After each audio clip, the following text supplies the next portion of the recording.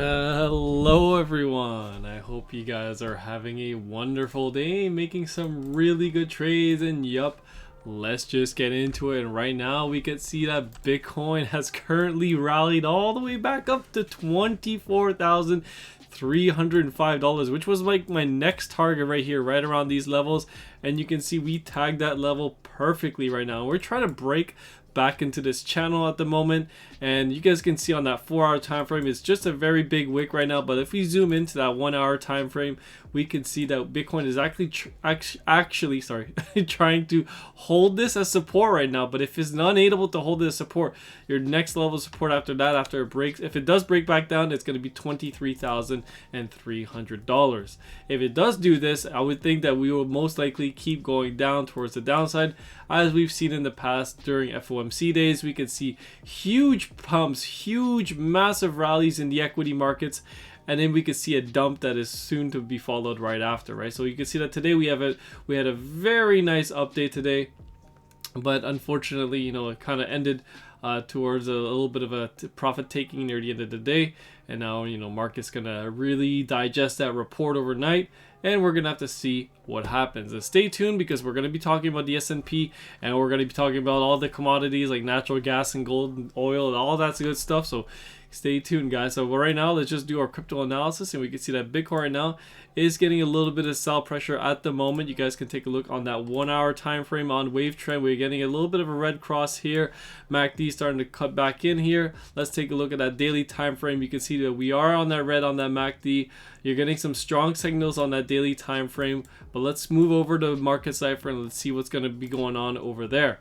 Let's take a look at that 4-hour. 4-hour is looking quite bullish. We were very, very close to cutting back into that green money flow, but we're getting a very nice pop at the moment. So let's see if this can be sustained, and let's see if we can keep moving towards the upside. If we can, then we are going to roll back over, and then we could potentially get that pullback before more upside like I've been talking about. Let's take a look at that daily time frame. Oh, looking very bullish right now for Bitcoin with a -5 and a 15.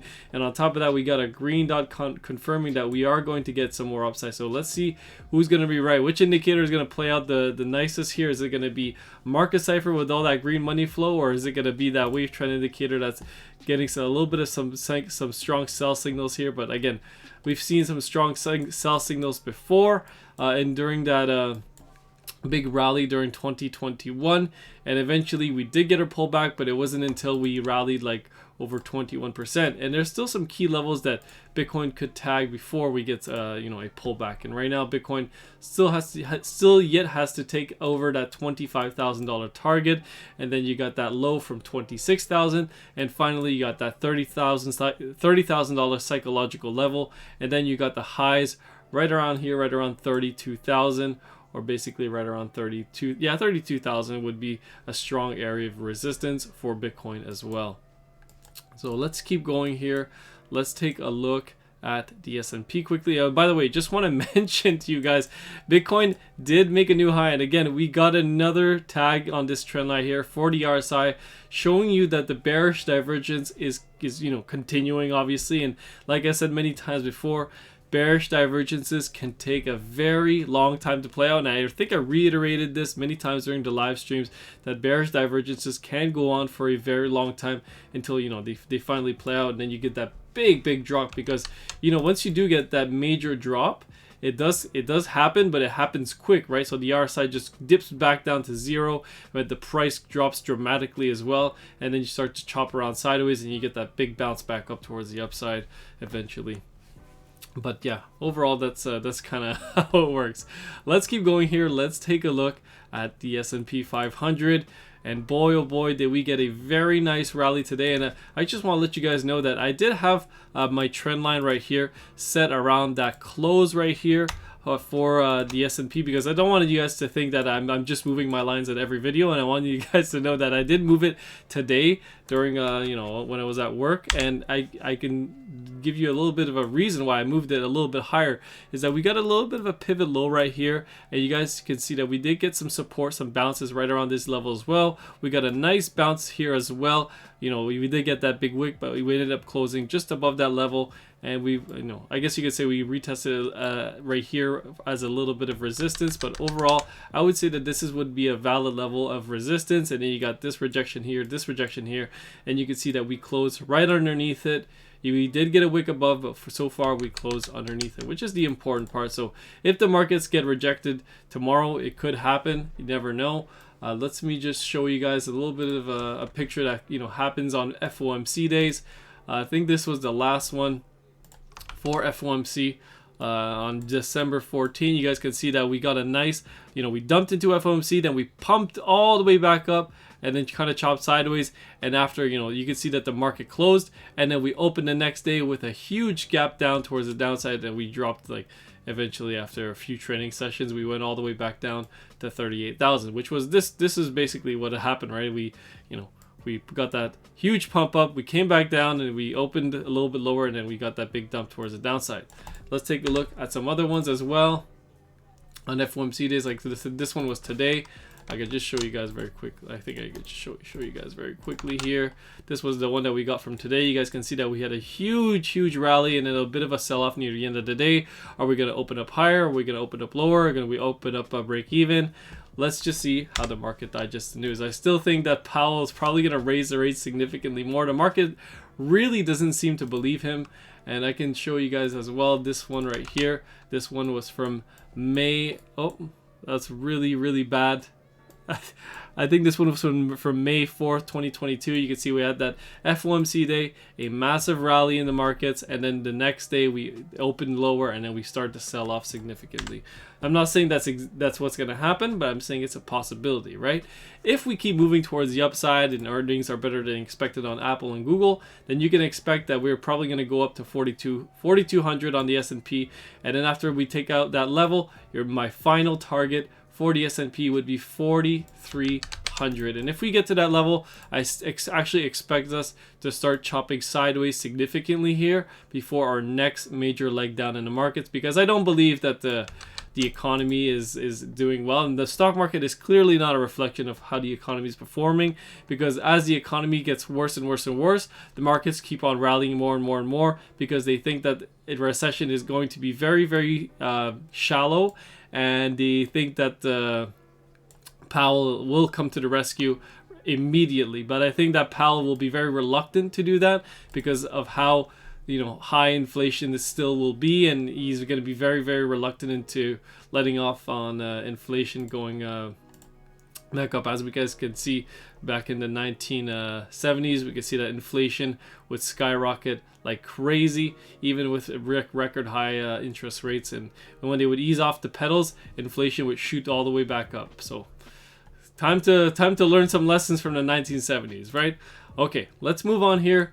I think I've done enough analysis on Bitcoin for now. The S&P, Nasdaq, basically the S&P and the Nasdaq are, you know, everything's following kind of pretty correlated here. The Dow Jones getting rejected right around 34,300, basically right at this level here, and we closed underneath it, but we are still in that green resistance box or accumulation zone. You could call it whatever you want.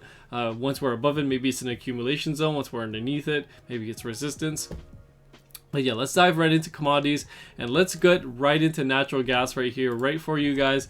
And as you guys can see, nat gas had another very big leg down towards the downside here. Let's take a look at our natural gas chart. You can see that these support levels are starting to give, right? But I still think that we are getting a huge amount of support right around these lows. Maybe it goes down to $2.49, or maybe it goes down to $2.42, or maybe it even goes as low as $2.31. But I still believe that a bottom in nat gas will be coming, and it will be coming very soon.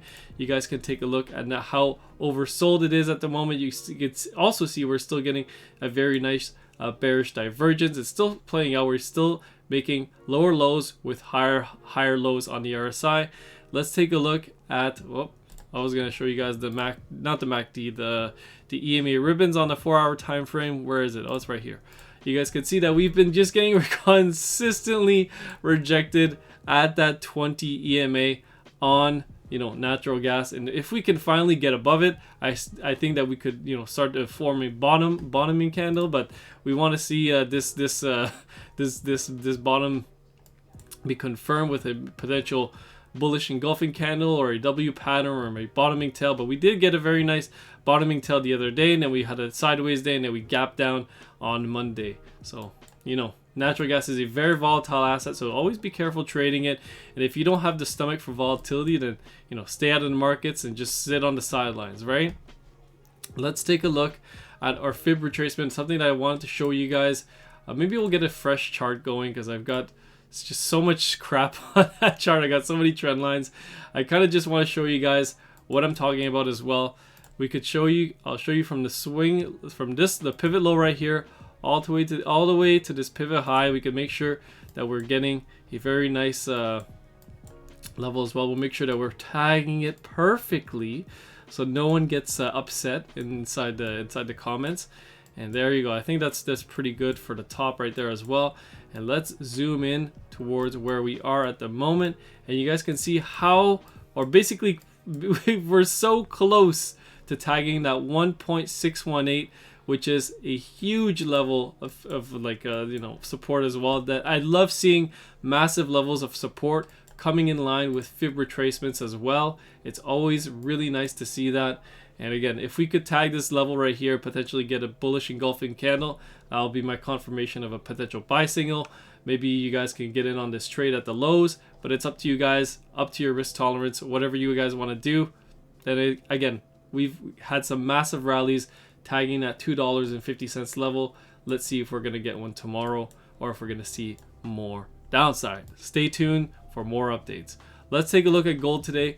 Gold got a very nice update as well, along with the markets, bursting through 1950, and now we're currently at 1952, getting very close to my short target right around 1967 or basically 1970. We could get a wick above there, but overall I would potentially be getting into a short right around 1966. Okay, so that's gonna be my level for gold. Again, I'm very very bullish long term on gold. It's funny to me because some people that were extremely bearish on gold are saying things like, why is gold going up? This makes no sense. Gold should be going down to zero. You know, inflation's going down. Gold should be going down. Well, you know what? Inflation's still very relatively high, and you can finally see that the dollar is in a complete free fall right now, breaking that support right around 101.45. Your next major support is going to be coming in right around $100.46. Basically off of these previous highs right here. If the DXY doesn't bottom soon, then eventually maybe it is the complete collapse of the dollar and the Fed is going to pivot, and then you're really going to get a massive leg down towards the downside on the dollar. But let's just be careful here because the dollar is getting very close to some major support again. I know I called this as major support, but we floated around this area for so long and never actually tagged it that, you know, maybe we kind of got front run there, and, you know, we got this fake little rally here, and then we ended up dumping back towards the downside. So let's see how everything's going to play out in the coming days. Tomorrow we got some pretty big earnings as well. We got Apple, Amazon, Google, and we got some more economic data. I'm just going to pull it up here for you guys as well. Forex Factory, there we go. I'm just going to drag this over here. There you go. And you guys can see that tomorrow we are going to have the Bank of England. Oh no, the Bank of England monetary policy, and then we're going to see what their rate is going to be at 7 a.m. tomorrow. Their monetary policy statement, and their official bank rate is expected to be increased by 0.5%, which is pretty big on a relative basis. And then the euro refinancing rate is expected to increase by 0.5% as well. Tomorrow we got unemployment claims for the US who are set to increase by basically 13,000 claims. So let's see if we're going to get an increase in unemployment claims. Lately they've been getting misses. They've been saying that unemployment claims are going to be higher, but we keep getting lower and lower ones. Is this the time that we're going to get a massive spike in unemployment claims? Is the unemployment rate going to finally moon to the sky? Because on Friday we do have the unemployment rate which is expected to increase by 0.6%. And right now, you know, the market is going to be probably rallying on negative economic news, but eventually negative news will become negative for the market. They're not going to react positively to it, because eventually all this bad news is going to bleed into the economy, and then it's going to bleed into the markets, because the Jerome Powell won't be coming to the rescue as soon as the market thinks. And then when that does happen, you know, the market will start to sell off, because they said, oh my God, they're gonna freak out because Jay Powell is not coming to the rescue, and that's just gonna be really, really, really bad overall for the markets. And just to finish off, we can see that the Bitcoin is closing below the channel I've drawn here. We're getting a bit of a wick from 23,874. Let's see if Bitcoin can close back in there. We still have, oh no, we actually closed a 4-hour candle right here. Maybe we are going to get rejected back down to 23,300. So just pay attention to my trade signals inside the Discord. If you guys are gold members, you guys get access to all my trades. And again, feel free to join the Discord without being a gold member as well. You guys get, you know, free content. You guys get to talk to all the members, and you get some great analysis as well, not only from me but from all my members. Sorry, that was getting a little bit clogged up there. All right, hopefully you guys enjoyed the video, and if you did, feel free to leave a like and subscribe. Really enjoy your support, and really enjoy the views coming back to the YouTube. It's really nice to see. But unfortunately, I can probably give you guys a little bit of insider information on Google earnings. I'm not so sure that Google earnings are going to be that great, because ad revenue has probably decreased a lot, since my ad revenue has decreased significantly, and I already don't make a lot, man. I make like peanuts compared to probably other YouTubers, and it's decreased like almost, I would say, like 70% from what it used to be. It is kind of funny because I don't really care about it, but it's really funny to see. Anyways, thanks for listening, guys. And if you guys want to join the Discord, the link's in the description. If you guys want to sign up for Big Get Trading, which is where I do all my crypto trades, the link is also in the description. Love you guys. Peace.